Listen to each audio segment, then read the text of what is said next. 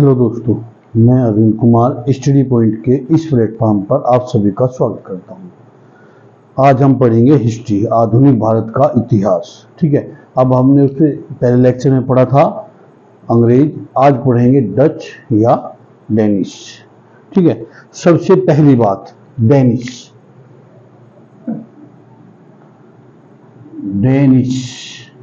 Danish Bharat में कब आए थे और ये कहाँ के मूल निवासी थे? डेनिश जो है डेनमार्क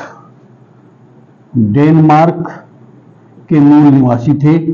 और दूसरी बात 1616 ईस्वी में भारत आए थे।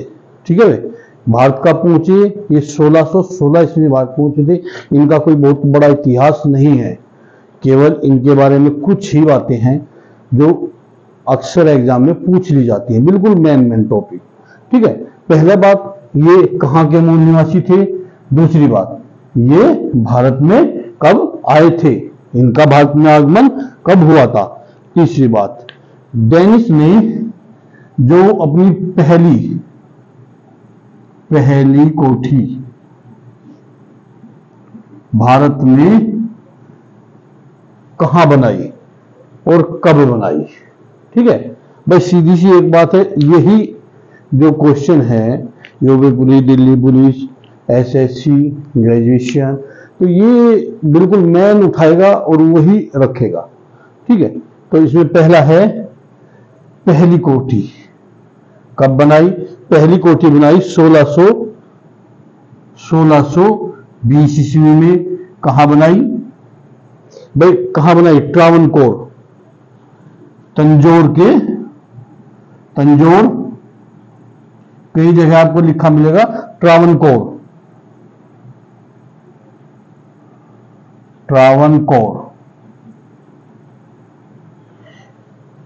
ये ट्रावनकोर है या तंजौर है, ये कहां पड़ता है? ये पड़ता है तमिलनाडु में।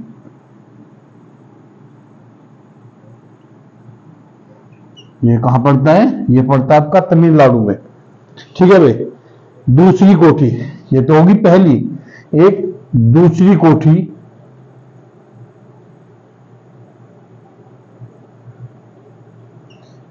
कोठी कब बनाई इन्होंने? दूसरी कोठी इन्होंने बनाई 1676 ईस्वी में। कहां स्थापित की? बंगाल के श्रीरामपुर।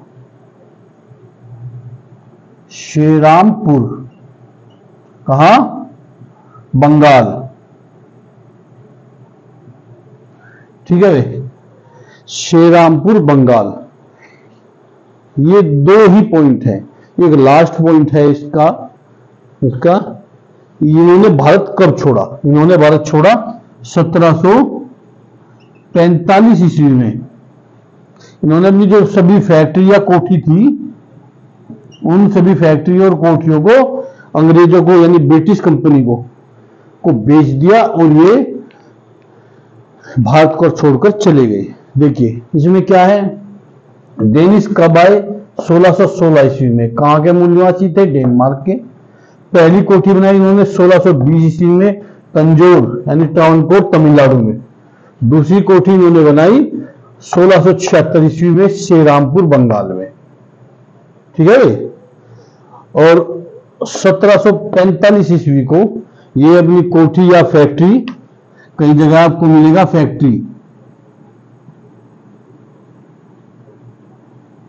फैक्ट्रियां, अपना जो भी कुछ था सभी कुछ ब्रिटिश कंपनियों को बेचकर भारत को छोड़कर चले गए। ठीक है, इनके विषय में केवल इतना ही है और इसमें कुछ नहीं है। अब आगे चलते, एक बार इसे देख लीजिए और फिर चलते हैं आगे। अगला टॉपिक है आपका फ्रांसीसी। अगला टॉपिक है आपका फ्रांसीसी।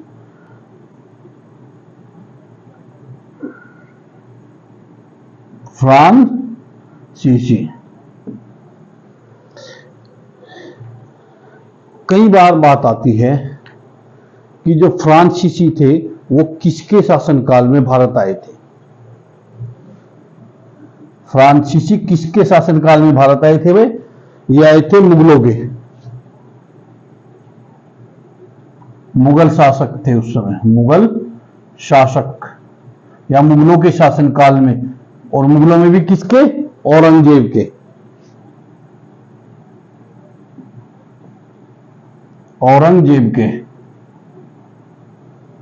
औरंगजेब के शासनकाल में भारत आए थे। ठीक है, अगला पॉइंट आता है इसका कि जो भारत में मुगलों का शासन था औरंगजेब का, तो ये फ्रांसीसी मूल निवासी थे फ्रांस के।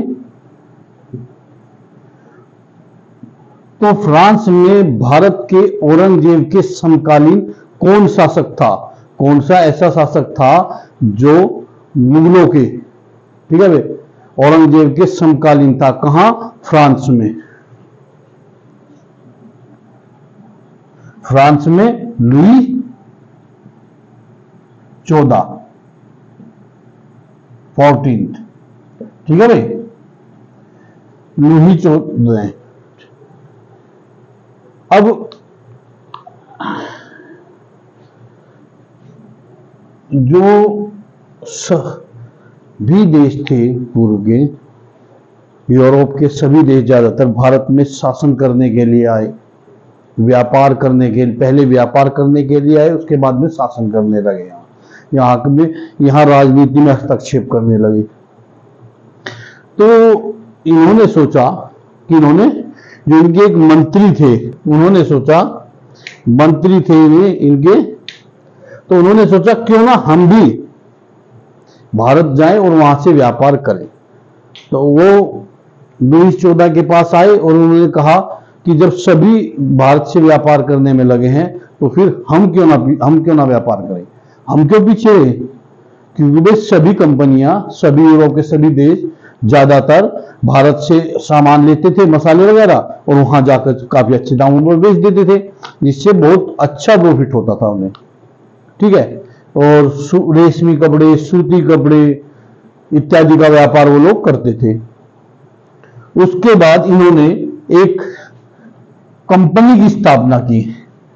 बाकी जो भी आए उनकी कंपनी या तो व्यक्तिगत थी या एक तरीके से कुछ व्यक्तियों के समूह की कंपनी थी, लेकिन फ्रांसीसियों की कंपनी जो थी वहां के राजा लुई 14 के द्वारा स्थापित की गई थी और पूर्णतः सरकारी कंपनी थी। ठीक है, इस कंपनी का नाम था कंपनी द एंड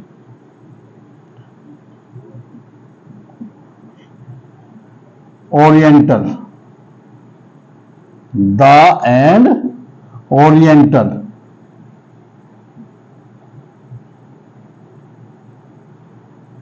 ठीक है, इस कंपनी की जो स्थापना की थी भारत से व्यापार करने के लिए की गई थी। इस कंपनी की स्थापना 1667 में की गई थी।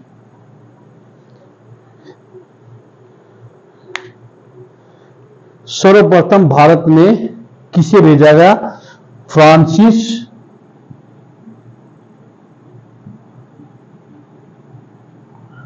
कैरो, या कई जगह आपको लिखा मिलेगा फ्रांसिस्को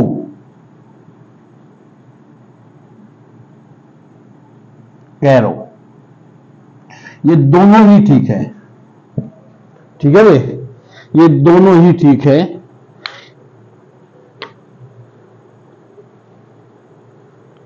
सोलह 1667 में इस कंपनी की स्थापना हुई और ये लोग भारत आए और भारत आकर इन्होंने सर्वप्रथम, ठीक है भाई, सर्वप्रथम 1668 में कहा? सूरत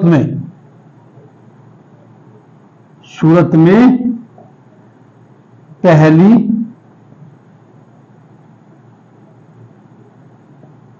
कोठी की स्थापना की। ठीक है, यहां से कई बातें पूछ रही थी। जो फ्रांसीसी थे वो मूल निवासी कहां के थे? फ्रांस के थे।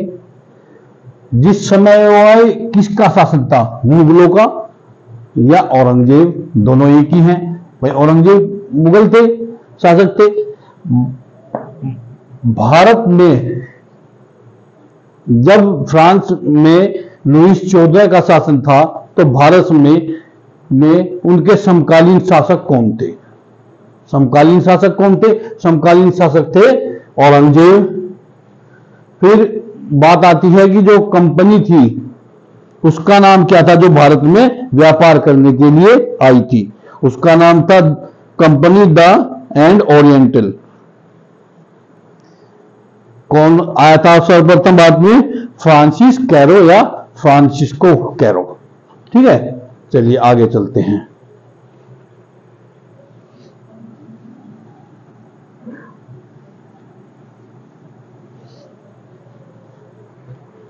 अब 1670 में इन्होंने गोलकुंडा के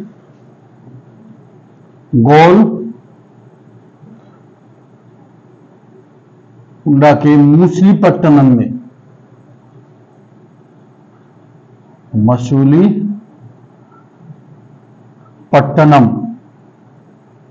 मसूलीपट्टनम में ये फैक्ट्री लगाई।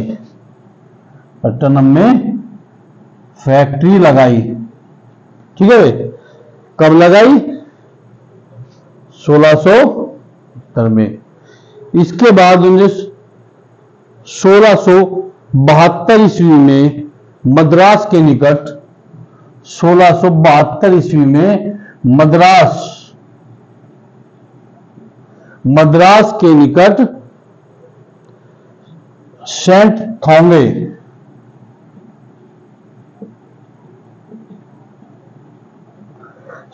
थोंगे नामक या संथाली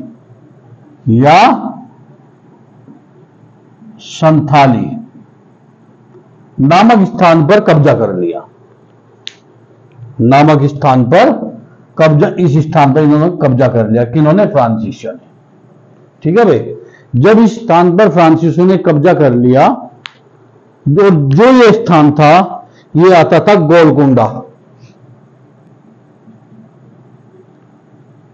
गोलकुंडा के शासक के अधीन था ये।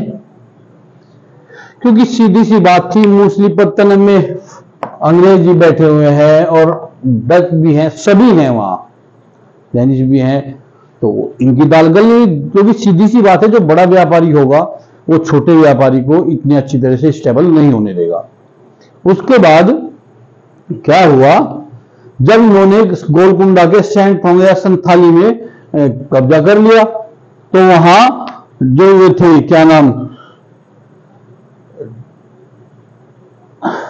जो यहां कब्जा किया था, वो कब्जा किसने किया था? कई बार ये पूछा जा चुका है कि जो मद्रास के सेंट थांगे में कब्जा किया था, किस फ्रांसीसी ने कब्जा किया था? दी लाहे नामक फ्रांसीसी थे जिन्होंने कब्जा कर लिया था। तो फिर दी लाहे। उसके बाद जो डच थे, डच कहां गए? गोलकुंडा के शासक के पास गए कि भाई इन्होंने जो यहां कब्जा किया है वो इलीगल है और ये आपके शासन के अधीन आता है, इन्होंने आपसे बगावत की है। तो इसमें क्या हुआ, डच और जो गोलकुंडा के शासक थे, इन्होंने मिलकर फ्रांसीसियों के साथ युद्ध हुआ। एक फ्रांसीसियों के साथ इनकी लड़ाई हुई। ठीक है, फ्रांसीसियों के साथ लड़ाई होने में इन्होंने फ्रांसीसियों को यहां से भगा दिया। और जो वादे के अनुसार गोलकुंडा के शासक ने जो जीता हुआ क्षेत्र था वो डच को दे दिया। ठीक है, एक बार यहां तक देख लीजिए आप, जो जीता हुआ क्षेत्र था वो डच को दे दिया।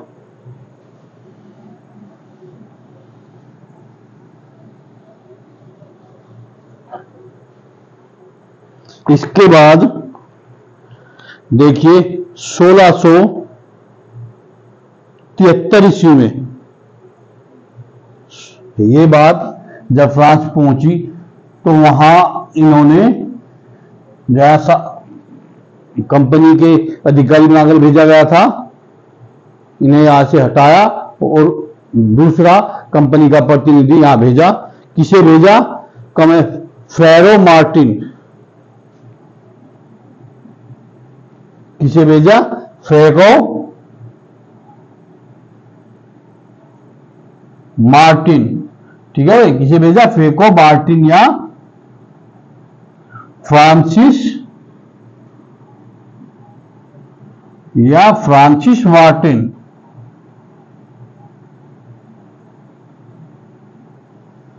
को यहां भेजा। किस लिए? भारतीय क्षेत्र पर दोबारा से अपना स्थान प्राप्त करने के उद्देश्य से इन्होंने भेजा। ठीक है भाई, कि भाई भारत में किसी तरीके से हम दोबारा पांव जमा सके। और एक क्वेश्चन आता है कि भारत में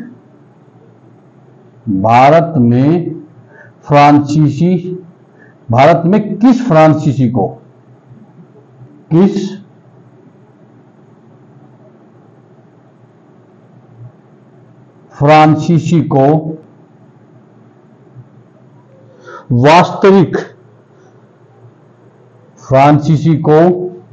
फ्रांसीसी सत्ता का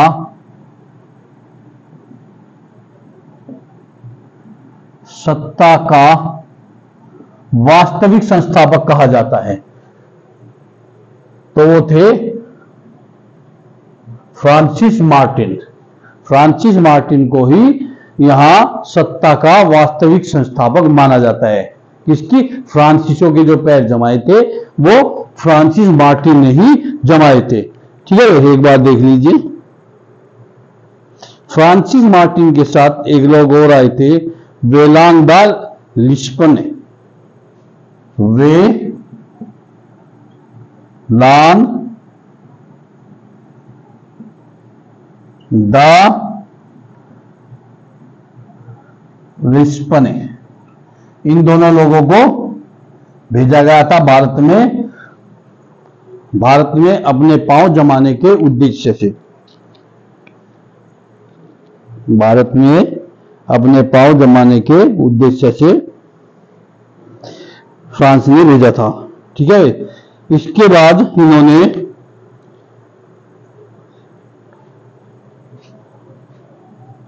वाली कोंडापुरम, ठीक है रे, कि एक मुस्लिम सूबेदार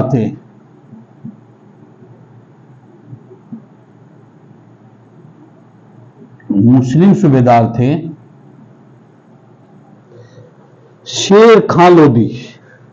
मुस्लिम सूबेदार शेर खां लोधी, ये इनके पास गए और इनसे प्रार्थना की कि भाई हमारे साथ ऐसा ऐसा वहां हुआ है, हमारे गलती की है कि भाई उन्होंने वहां कब्जा कर लिया, हम इसके लिए तो आप हमें यहां व्यापार करने के लिए कुछ थोड़ी सी जगह प्रदान करें जिससे कि हम भी व्यापार कर सकें। तो इन्होंने फ्रांसिस मार्टिन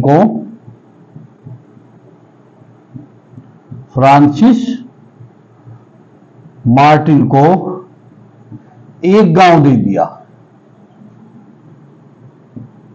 एक गांव की जगह दे दी। ठीक है, उस जगह में इन्होंने पांडिचेरी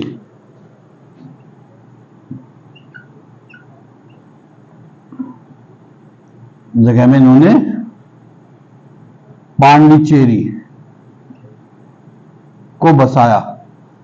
वहां का नाम क्या रखा? पांडिचेरी। कब? 1674 में। ठीक है, 1674 में, 1674।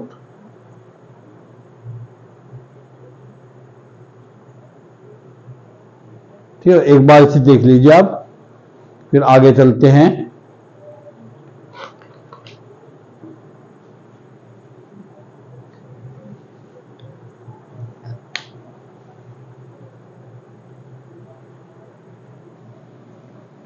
सोलह सौ चौहत्तर में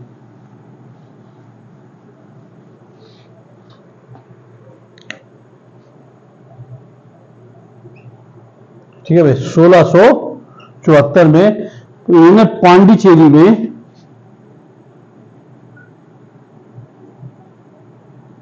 एक किला बनाया। भाई सीधी सी बात, इन्हें पता था कि आप जब एक बार लड़ाई हो चुकी है तो दोबारा भी लड़ाई होगी, हो सकती है, और उस किले का नाम रखा इन्होंने फोर्ट लुई।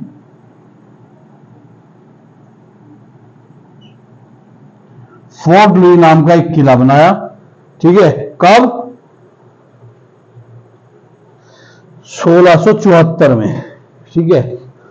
और फ्रांसीसी यहां से, अच्छा हाँ, ये इनका मुख्यालय था, ये कहां है पांडिचेरी, ये भी कई बार पूछा जाता है कि ये पांडिचेरी से कब गए, फ्रांसीसी पांडिचेरी से कब गए। तो फ्रांसीसी पांडिचेरी से भारत छोड़कर कब गए? तो ये गए थे आपके 1954 में। 1954 में इन्होंने भारत को छोड़ा था। इसके बाद ये जाते हैं, जो बंगाल के सूबेदार थे, बंगाल के सूबेदार शाइस्ता खां,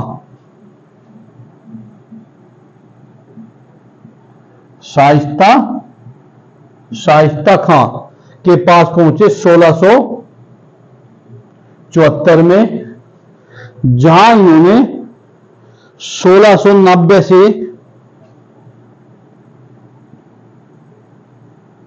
1692 के बीच इन्होंने चंद्रनगर के बीच में चंद्रनगर की स्थापना की और एक कोठी बनाई, अपनी व्यापारिक कोठी की स्थापना की। यहां पर व्यापारिक कोठी की स्थापना की, ठीक है। और 1693 ईस्वी में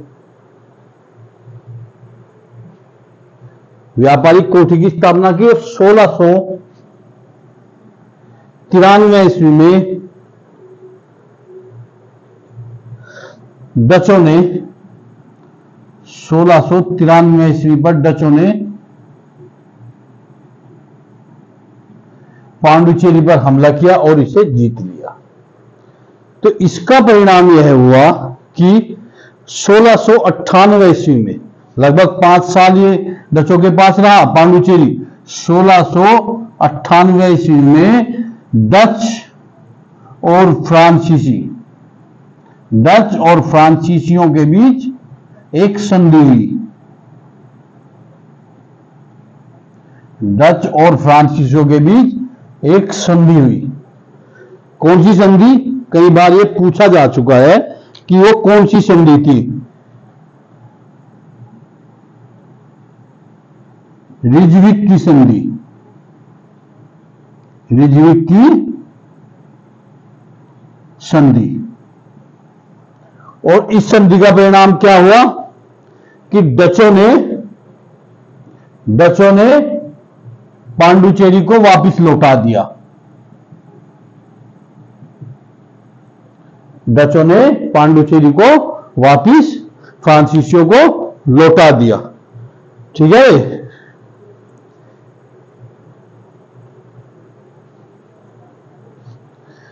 फ्रांसीसियों और बिल्कुल